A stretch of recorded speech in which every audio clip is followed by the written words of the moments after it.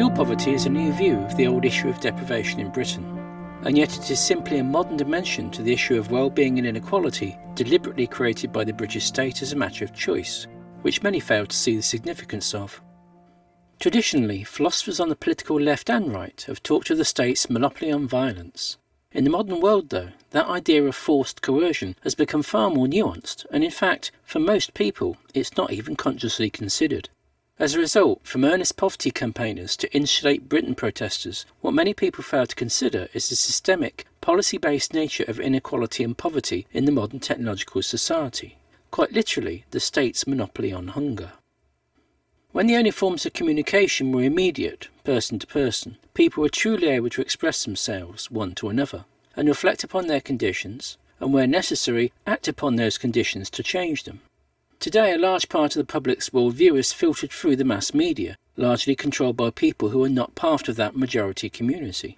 Made worse by the recent collapse of local media outlets, shared perceptions of local conditions are not reinforced, and if anything, are largely dismissed as people are distracted by other, irrelevant issues from beyond their immediate community. The discussion of Britain's social class structure is rooted in a pre-World War II economic model that bears little relationship to life today.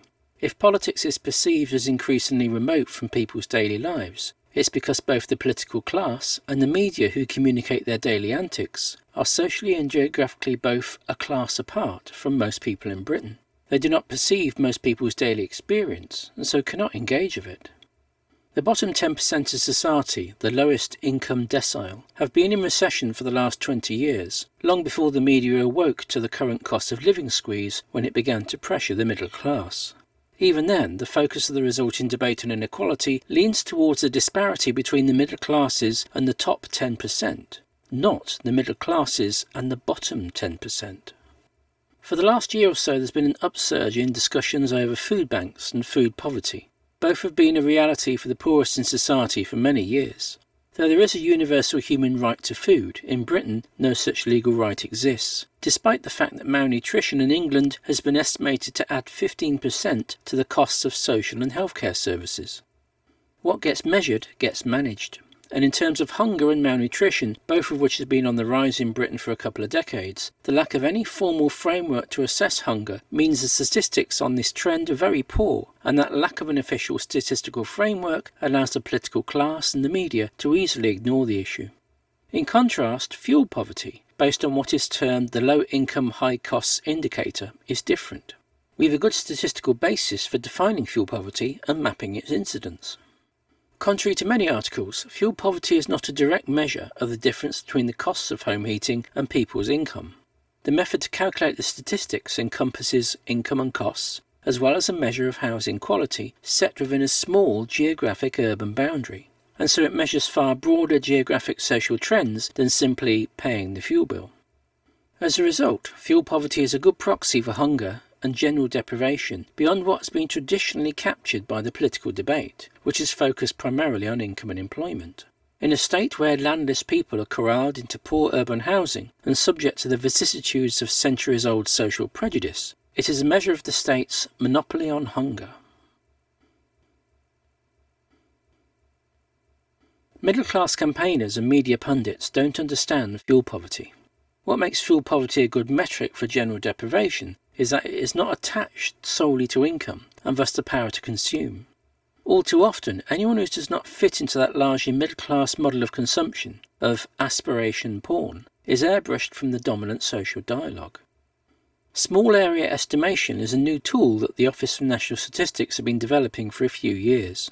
Usually government statistics represent the nation, or the geographical boundaries of political councils, parishes or wards.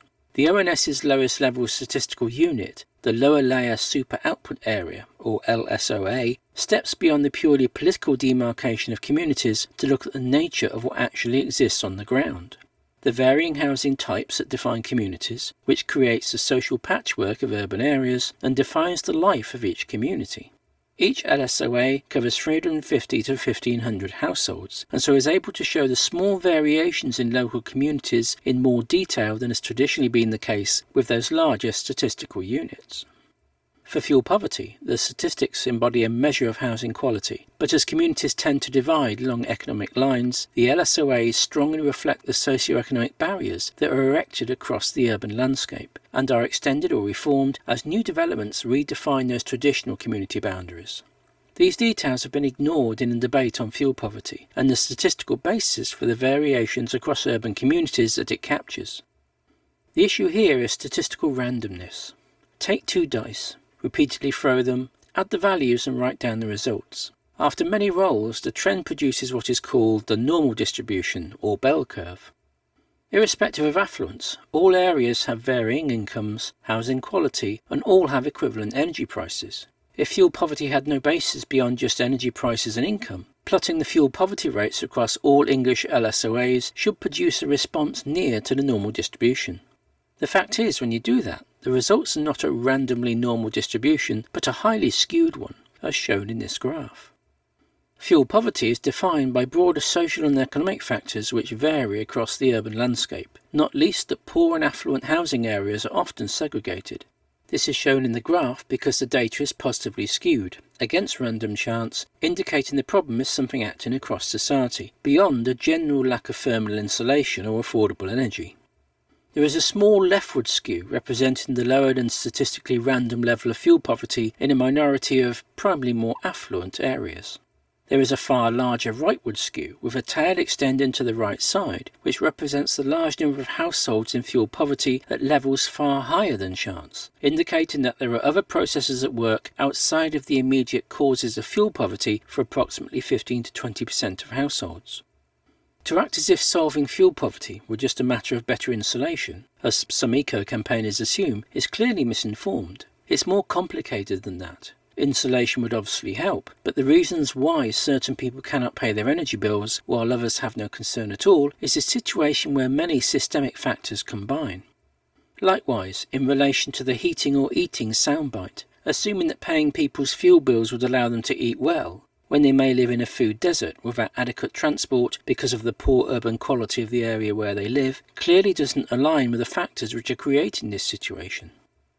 Recent, highly class-biased discussions about fuel poverty have divergent meanings across the class spectrum, and can be highly alienating to those who have been subject to these pressures for far longer than the recent surge in fuel and food prices. For the 20% of the population officially known to be living in poverty, which also correlates to the scale of that rightward skew shown in the graph earlier, this is a problem that is not only old, it's intergenerational. Sorry to butt in with a quick advert, but if you'd like to see more content like this, then you really should consider liking this video, subscribing to my YouTube channel, perhaps leaving a comment below, and following me on social media. In today's digital analytics popularity contest, all that button pressing means something in this messed up world, and if we're going to challenge that, then we have to do our bit to whack the algorithms, supporting the kind of content we want to see by clicking on it.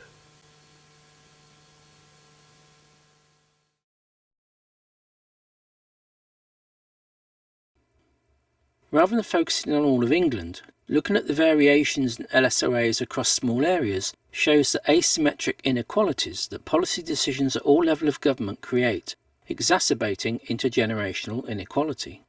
The area around Banbury, distinct topographically and geographically from the rest of Oxfordshire, is known locally as Banburyshire. Though the local tourist lobby promote that label, they won't acknowledge the fact that it is a vestige of the 1834 Poor Law system and the large union workhouse which once stood in Warwick Road. When Banbury was redeveloped after World War II, new housing estates were built on the land adjoining the workhouse, and the town's industrial heart, my childhood home included, was subject to slum clearance. But despite this new start, the historic systems of social division and the maintenance of economic inequality were preserved. We still see this today within the map of the LSOAs in Banbury. Though the political boundaries of the town have changed after decades of expansion, the core of post-war estates and the remaining industrial housing areas have the highest levels of fuel poverty. Banbury is the largest town in Sherwold District. Of the 94 LSOAs in the district, roughly a third are in Banbury. But of the worst 5 LSOAs in the district, 2/3 of those are in Banbury. The highest poverty and health inequality persist in those social housing developments built from the 1950s to the 1970s. And today, that housing situation is exacerbated by the collapse of affordable housing provision, to the point where the local Tory council is offering to pay those on the housing list to leave the area. The situation in Banbury has been maintained as a result of both district and county development and spending policies over successive decades. Banbury has been a sacrifice zone for problematic developments in Oxfordshire for many years. Banbury has the highest air pollution levels in the county, with air quality management zones covering large parts of the town, which is known to make those pre-existing health inequalities worse. We can see similar policies enacted routinely across much of England over many decades, not just in North Oxfordshire alone. Intrusive and polluting developments have consciously been sent to Banbury, while other, more affluent areas are spared such development. This holds back the levelling up of economic development as poor quality land uses, such as warehousing, are sent to the north of the county, while the more high value developments, such as science and engineering, are directed to the south of the county. This deliberate policy of sacrificing some areas to protect the amenity of others can be seen in the graph of fuel poverty data for the county. The affluent districts to the south and west of Oxford have relatively low levels of fuel poverty. Just like the national picture, these more affluent districts trend to the left-hand side of the normal distribution. Oxford has some of the highest levels of deprivation in the county, with large areas of poor quality housing and average rates of fuel poverty far higher than the rest of the county. This pushes its LSOAs to the right-hand side. Cherwell is distinct from Oxford and other districts in that it has both affluent areas with low levels of poverty and high levels of fuel poverty concentrated mainly in Banbury. This spreads Cherwell's LSOAs across the graph. What this means is that within Cherwell, the extremes of affluence and poverty exist far closer together, manifesting as the stark level of inequality that exists within Banbury. This is not the result of random chance, but of many years of deliberate decision-making at local and national level that willingly maintains local pockets of deprivation while locating economically advantageous development elsewhere. Modern British society abandons those it cannot economically exploit. The poorly qualified, those with long-term disabilities, those who cannot adjust to the digital workplace or gig culture. These are the people that the modern economy cannot find a place for. They are rarely depicted within the consumption-centric mass media dialogue. They are not the focus of the dominant political narrative, nor of political coverage. They are rarely given access to the media, except when subject either to disparaging depictions or being elevated to curiosity in poverty safaris. It's easy to say that this state-sanctioned maintenance of hunger and ill health is a conscious decision. The fact is, it's a singularly unconscious decision by those implementing these policies. They are aware of their prejudicial decision-making and the failure to treat their own citizens with equal respect. Instead, they maintain an unconscious bias, a willing ignorance, because doing otherwise would require them to clearly state their social bigotry and lack of, for want of a better term, Christian morality. What people fail to realise is that this same mode of thinking not only enables the poverty of Banbury, but also the growing levels of wealth inequality across Britain generally. This crisis, far worse than England, started not with the Ukraine war, but in the 16th century. The dissolution of the monasteries and the seizure of their wealth by the aristocracy removed the systems of social welfare for the English people. Then the enclosure of the common land took away people's ability to provide food and fuel for themselves without working for it. As a result, within half a century, of the numbers of landless and those without means ballooned, the violent persecution of vagabondage was systematised into a process of punishing poverty and illness under the Poor Laws, and its principal means of control, industrialised in various guises under the Act of 1834, was the workhouse. That system continued, growing ever larger, until 1948, when it was replaced by the National Health Service and National Assistance. However, for the physically and mentally disabled, this institutionalisation of long-term illness arguably continues to this day through the additional degradations they are subjected to under the failing care system. Put simply, at the beginnings of modern England, the gentry and the rising mercantile class grabbed the state's assets and impoverished the people to pay for that. And this cycle has repeated a number of times over the centuries, most recently in the wave of state privatisations and the squandering of the North Sea revenues under the Thatcher government, to the recent decade of Tory austerity cuts to pay for the collapse of the financial system in 2008. Public services have become so bad in many parts of Britain that it's been flagged by economists as being bad for business. Now we face the same process again to pay for the current crisis, even though the debt created by that crisis has primarily benefited the elite who control Britain's wealth. If a person were to deliberately starve or punish an animal in their care, they would be subject to prosecution or the removal of the animal.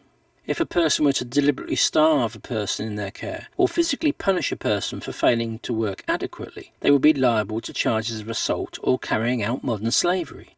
And yet, when, for 5 centuries, an economic elite has consistently starved and punished a large section of the national population for failing under a system which that elite created, this conduct is not only considered morally and politically sound, but also the fault of the people who the policy is applied to.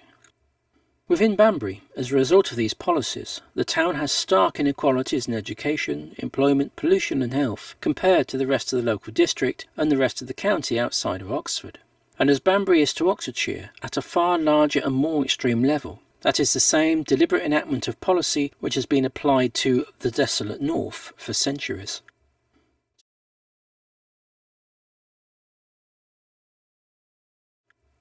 To quote Darren McGarvey, "I no longer believe poverty is an issue our politicians can solve, not because they don't want to, but because an honest conversation about what it will require is too politically difficult to have." Debates about poverty and inequality are played out mainly by those, the affluent, who are the leading cause of these problems. They absolve themselves of responsibility by blaming the other side in politics, and yet all sides in British politics have been complicit in the maintenance of poverty and inequality for centuries. There are solutions, but that must begin with action by those subjected to these policies, refusing to accept the economic elite's political dialogue. They must refuse to be ignored by that elite and confront them with their own bigotry and immorality. This is a basic principle that's been sought since the takeover of the state by that financial elite in the 16th century, and which has been suppressed for almost 400 years by the English state. That the poorest he that is in England has a life to live as the greatest he.